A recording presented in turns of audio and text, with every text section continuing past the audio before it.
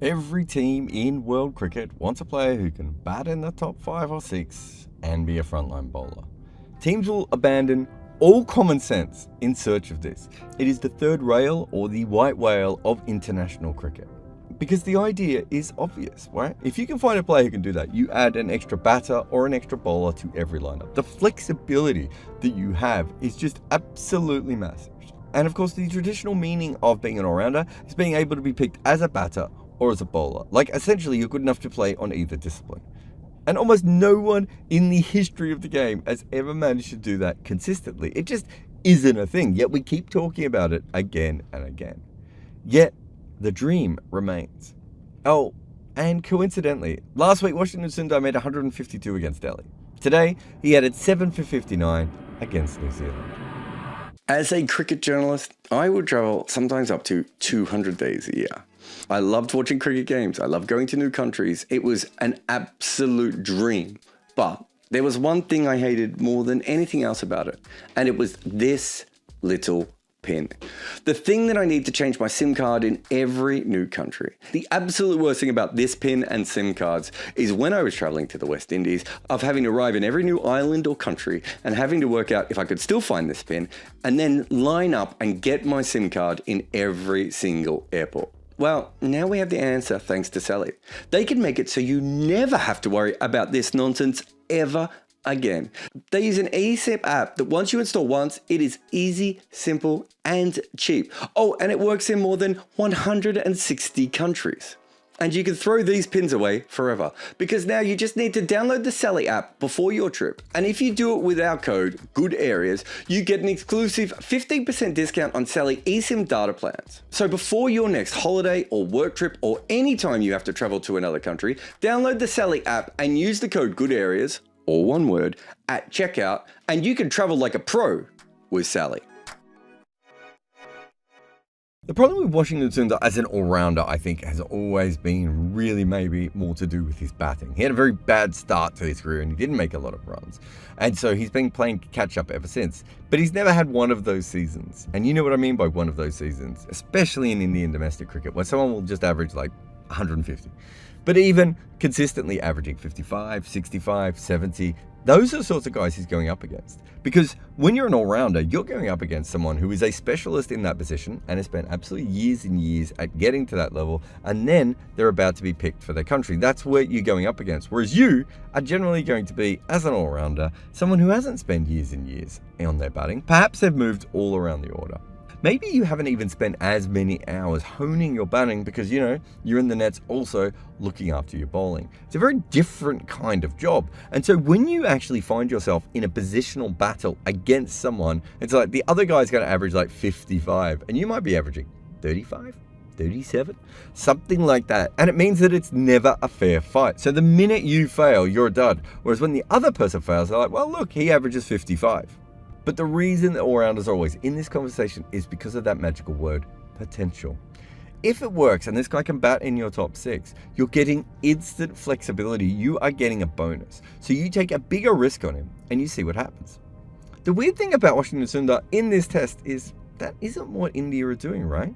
As the batting lineups have been released at the moment, and who knows, he might bat slightly higher, but they don't really need him to bat all that high in this test match. What's the highest he could bat? Probably number 8 in this lineup, right? So he's adding a little bit more stability. And when you think about it, again, yes, he has potential as a spinner, but again, they have plenty of other first choice options who are well ahead of him in the pecking order. I think someone saw that he had developed his bowling to another level, and so they took a normal selection chance based on someone looking very good in the nets. Because India didn't pick him the way that they have in the past, which is as the 5th bowler. And to be honest, they were right. He didn't bowl like he was Ashwin's understudy. He bowled like he was first choice, like he should have been in this side as a bowler. That's very different than other games we've seen when he bowls with Ashwin, where he kind of gets the ball later on when nothing's happening and Ashwin needs a bit of a rest.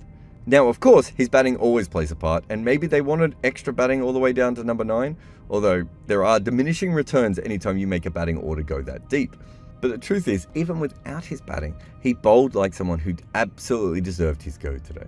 And as we said before when we were talking about batting, all-rounders have the toughest time to develop. If you look at Imran Khan or Daniel Fattori or Sam Curran, these are successful test all-rounders, and yet there were long periods in their career where it took them ages to actually bring up their second skill to the level that it needed to be.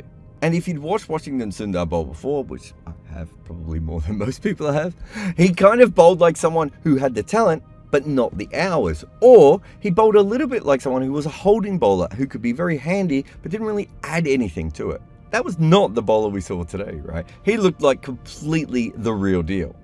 One thing I really enjoyed about the way he bowled was the way he mixed up his pace. That's a very important skill to have, and it might seem really easy because you see Ashwin and Jadeja do it all the time.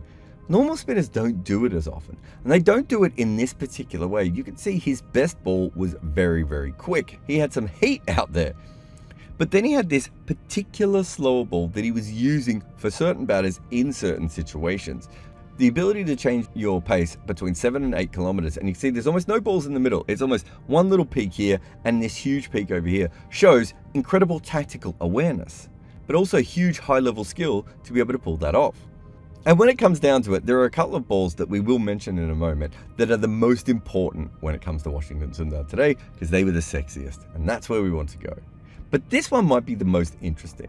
When he bowled to Glenn Phillips, clearly someone had given him a very good plan, or had come up with it himself, about bowling bail length and straight to Glenn Phillips, essentially tucking him up. Give him no width to free his arms, give him nothing that is overpitched or underpitched, and really keep him pinned to the crease. And he did this for quite a while, and occasionally he would bowl slower, and of course those were the balls that Phillips went after.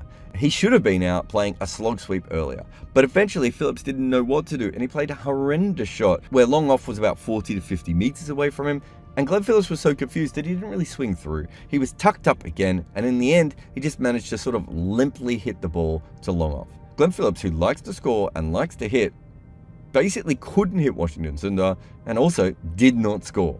And one of the reasons I was most fascinated by this wicket was it didn't really have all that much to do with the pitch ragging or anything else. If anything, he was trying to dart the ball through. This was all intelligence. However, we do need to talk about Kuldeep Yadav being dropped, right? There is absolutely no doubt that Kuldeep Yadav is a fantastic bowler and probably would start for almost every other team in the world. India has so many spinners that Akshar Patel had a bowling average in the negative at one stage, and he can't get a game for India. And I fundamentally don't understand why Kuldeep Yadav was dropped. Because in the last test, I didn't see New Zealand picking him particularly well. I don't think he bowled brilliantly, but I don't think he bowled that poorly on a surface that no spinners bowled well. I understand the idea of not being able to drop Jadeja. Did not help spinners at all.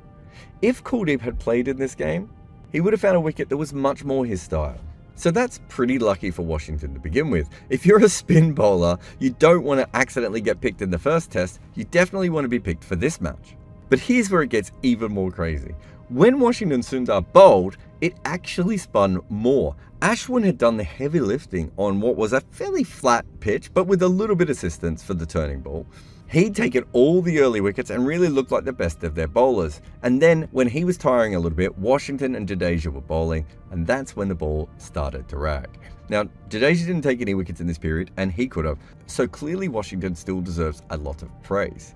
But when it comes down to it, this pitch was spinning a lot, and this is the exact kind of surface that we thought New Zealand batters would struggle on. And in the case of Rachin Ravindra's wicket, it turned 6 degrees. There had been balls early in the day that occasionally had turned 6 degrees. The difference is that by the time Washington was bowling later on in the day, it was consistently turning that much.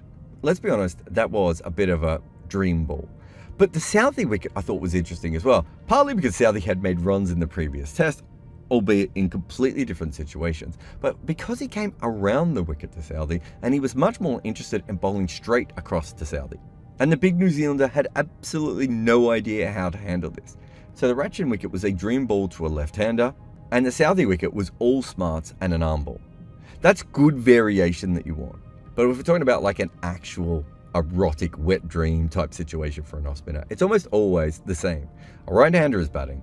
They're bowling their off-spinners and drifting the ball away a little bit. The ball drags the hands of the batters outside the line, and then it rips back and hits the top of middle stump. That's exactly what happened to Blundell. There is no doubt that was the dream ball. It was absolutely perfect. The question now is, Is that the reality? Was this just a wicket that was helping him and a great day? Or is this what I have always believed as a long-term Washingtonite, that eventually he was just going to mature into this kind of player and become a huge star? In order for Washington Sundar to shed the beautiful potential tag, we are going to need a lot more dream balls and also a lot more dream days. I have a book out with Abhishek Mukherjee and it is called Overthrowing Cricket's Empire. And it's about the stories of how each team beat England for the first time. We go all the way back to the demon Fred Spofforth getting annoyed at W.G. Grace for acting a little bit like Alex Carey. And then we come all the way to present times with Rashid Khan's England's redemption. We cover every single team to beat England in a major international, but we also talk about the incredible stories like the barefoot basher from Fiji that almost played for New Zealand. In fact, this book is full of tales like that, like how Pakistan lost a top batter after he was on the run from an angry husband of a movie star he was having an affair with, and also how one future captain of his nation realised he might have to go out and bat at Lords and that he didn't own his own pads. Cricket was used as a tool by the empire, but what happens when those nations grow up and get good at it? Find Overthrowing Cricket's Empire on Amazon today.